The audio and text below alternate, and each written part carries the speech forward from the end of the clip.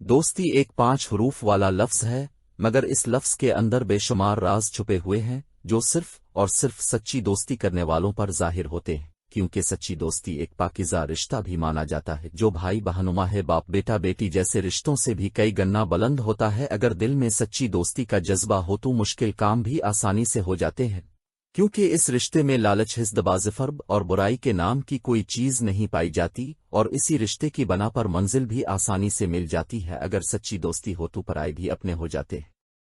मैं जो कहानी बयान करने जा रहा हूं वो बिल्कुल सच्ची है। मैं और मेरा एक बहुत ही अच्छा और अजीज दोस्त ज़मान अली एक ही मोहल्ले में रहते थे। हमारे घर पास पास थे। ज़मान अली के वालिद एक सरकारी अफसर थे जिनका शुमार ईमानदार अफसरों में होता था। ज़मान अली अपने 5 बहन भाइयों में सबसे छोटा था। वो बहन भाइयों का लाडला और वालिदैन का प्यारा था। मैं और ज़मान अली ने एक ही स्कूल से मैट्रिक इकट्ठे पास किया।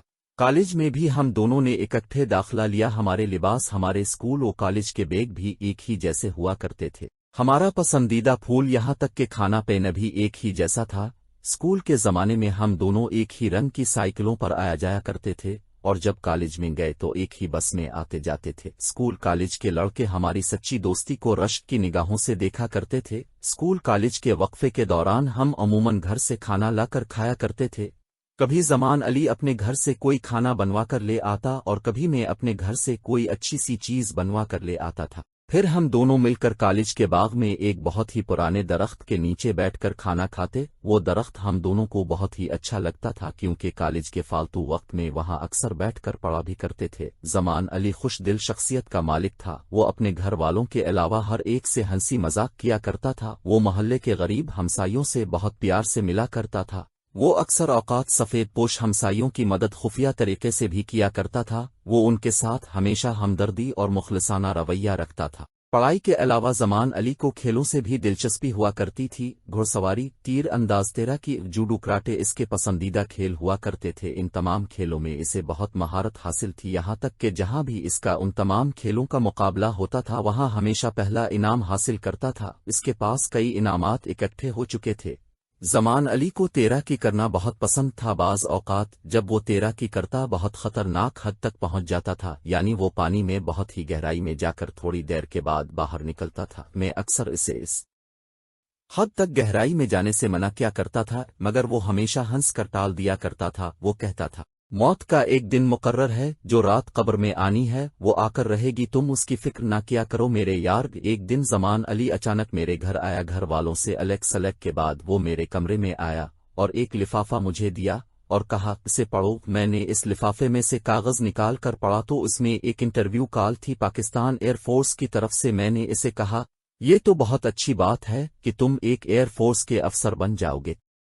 ज़मान अली ने कहा, मुअज़्ज़म, अगर तुम मेरे साथ चलोगे तो मैं इंटरव्यू दूंगा, वरना नहीं दूंगा। मैंने इसके साथ जाने की हामी भर ली और दूसरे दिन हम दोनों एयरफोर्स के दफ्तर पहुंच गए। वहां और भी बहुत से उम्मीदवार आए थे। ज़मान अली का नंबर 15वां था। जब उसकी बारी आई वो इंटरव्यू के लिए अंदर गया और थोड़ी देर के बाद जब इंटरव्यू देकर बाहर आया इसने मुझे अपनी कामयाबी की खबर सुनाई। कामयाबी की खबर सुनकर मुझे बहुत खुशी हुई। कुछ अरसे के बाद ज़मान अली को एयरफोर्स की तरबियत के लिए लीटर आ गया। जाने से पहले वो मिलने आया और कहा, मुअज़्ज़म, मैं एयरफोर्स की तरबियत के लिए जा रहा हूं, तुम मुझसे वदा करो कि रोज़ाना खत लिखा करोगे। मैंने इससे वदा किया और तसल्ली दी, तुम्हें रोज़ाना खत लिखा करूंगा और तुम भी वदा करो कि मुझे खत का जवाब दिया करोगे। फिर वो मुझे गिले मिला और मुझे और अपने घर वालों को अल्लाह हाफिज कहा और तरबियत के लिए चला गया।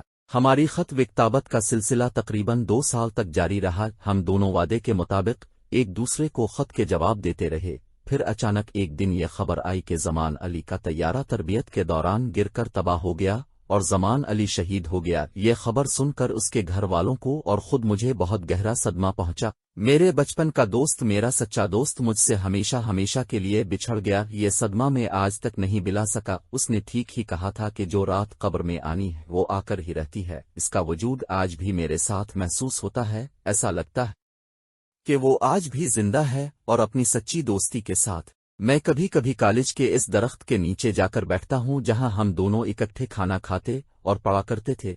इसकी सच्ची दोस्ती को याद करके दिल को बहला लेता हूँ। मेरे दोस्त, अल्लाह पाक तुझे बुलंद दर्जात दे, आमीन।